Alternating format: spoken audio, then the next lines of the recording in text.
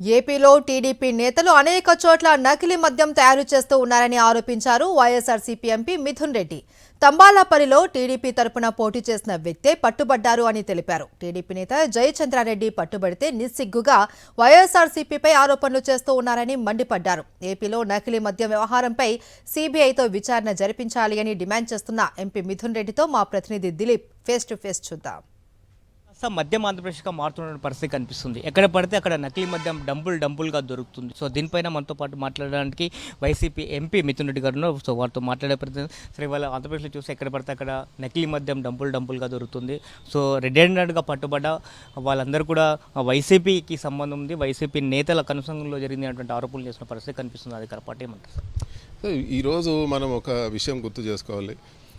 ప్రతి ఊర్లో, ప్రతి పంచాయతీలో, ప్రతి గ్రామంలో ఒక బెల్ట్ షాప్, తెలుగుదేశం నాయకుల ఆధ్వర్యంలో బెల్ట్ షాపులు వాటిని అన్నింటిని కూడా ఆక్షన్ చేసి వాళ్ళు పూర్తిగా రాష్ట్రం అంతా కూడా ఒక మాఫియా వ్యవస్థ విస్తరించింది. ప్రతి జిల్లాలో కూడా ఒక చిన్న కుటీర పరిశ్రమ లాగా ఒక ఇంట్లో మద్యం తయారు చేసి పెద్ద పెద్ద బ్రాండ్ల లేబుల్స్ అన్నీ కూడా వేసి మూతల్లో తయారు చేసి ఇవన్నీ కూడా బెల్ట్ షాపుల ద్వారా ప్రజలపైకి వదులుతూ ఉన్నారు. చాలామంది ప్రాణాలు కోల్పోవడం జరుగుతూ ఉంది. చాలా దారుణమైన పరిస్థితి ఇది.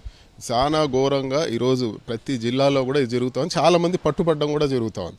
ఇవన్నీ కూడా డైవర్ట్ చేయాలనే ఆలోచనలో వాళ్ళు ఈరోజు రకరకాల ఆరోపణలు చేస్తున్నారు. మరీ ముఖ్యంగా ముల్కల్ చెరువు, రాజంపేట పార్లమెంట్ పరిధిలో ముల్కల్ చెరువు ఏదైతే మండలం ఉందో తంబలపల్లి నియోజకవర్గంలో అక్కడ వైఎస్ఆర్సీపీ నాయకులు, తెలుగుదేశం నాయకులు ఎవరైతే కాన్స్టిట్యున్సీ ఇన్ఛార్జ్ జయచంద్రారెడ్డి ఉన్నాడో అతను చేసే ఇల్లీగల్ వ్యాపారాన్ని అంతా కూడా, అదేవిధంగా మిగతా తెలుగుదేశం సిండికేట్ కట్టా సురేంద్ర నాయుడు అని చెప్పి, ఇంకా హనుమంతరావు అని చెప్పి రకరకాల తెలుగుదేశం నాయకులందరూ నడిపే సిండికేట్ని అంతా కూడా వైఎస్ఆర్సీపీ ఎక్స్పోజ్ చేసింది.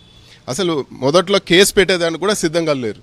వైఎస్ఆర్ కాంగ్రెస్ పార్టీ నాయకులందరూ కూడా దాన్ని సోషల్ మీడియాలో పెట్టి మేమందరూ కూడా మీడియాలో దాన్ని ఎక్స్పోజ్ చేయడంతోనే ఈరోజు వాళ్ళు తెలుగుదేశం పార్టీ చేసే అక్రమాలు కూడా అక్కడ బయటపడ్డాయి. సో చంద్రబాబు నాయుడు సంపద సృష్టిస్తానని చెప్పి సో ఈ నకిలీ మద్యం ద్వారానే సంపద సృష్టిస్తున్నాను కదా, ఈ సంపద అంతా ఎటుపోతుందంట?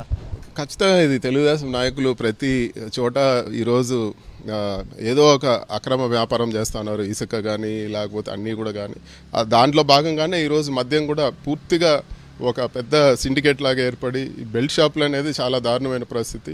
ఈరోజు చిన్న చిన్న బడ్డీ కొట్లలో కూడా ఈ బెల్ట్ షాపుల్లో నిర్వహిస్తూ ఉన్నారు. ఇవన్నీ కూడా ప్రజలపైకి నకిలీ మద్యాన్ని లేకపోతే వాళ్ళ ఇల్లీగల్ వ్యాపారాన్ని విస్తరించేదానికి వాడుకుంటూ ఉన్నారు. వీటన్నిటిపైన కూడా దర్యాప్తు చేయాలి. ఈ బెల్ట్ షాపులన్నీ కూడా రద్దు చేయాలని చెప్పి కూడా మేము డిమాండ్ చేస్తున్నాం. పెద్దిరెడ్డి కుటుంబాన్ని పదే పదే అధికార పార్టీ టార్గెట్ చేస్తూ ఉంది. సో ఏంటి సార్ దీని ఉద్దేశం? ఏంటి?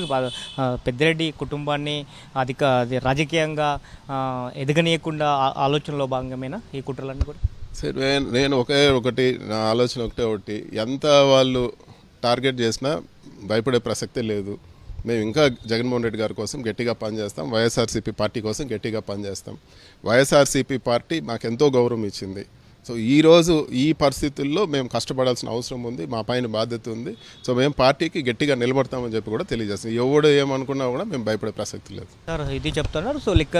సో నకిలీ మద్యంలో దొరికిన వారందరి పైన కూడా టీడీపీ కార్యకర్తలు దొరికినా కూడా వైఎస్ఆర్ కాంగ్రెస్ పార్టీ నేతలకు అంటగడుతున్నారని చెప్తున్న పరిస్థితి కనిపిస్తుంది. దీనిపైన ఏదైతే ఈ నకిలీ మద్యానికి సంబంధించి ఈ డంపుల్గా దొరుకుతున్న నకిలీ మద్యం పైన పూర్తిస్థాయి విచారణ జరగాలి. సో దీనిపైన లోతైన విచారణ జరగాలంటే ఖచ్చితంగా ఇది సీబీఐకి అప్పచెప్పాలని చెప్తున్న పరిస్థితి కనిపిస్తుంది. ఎన్ని కేసులు పెట్టినా కూడా మేము వైఎస్ఆర్ కాంగ్రెస్ పార్టీ వైఎస్ జగన్మోహన్తోనే కలిసి ఉంటాము, పార్టీకి అండగా ఉంటామని చెప్తున్న పరిస్థితి కనిపిస్తుంది. వీళ్ళు సుదీప్తో కర్ఫన్ దిలీప్ సాక్షి హైదరాబాద్.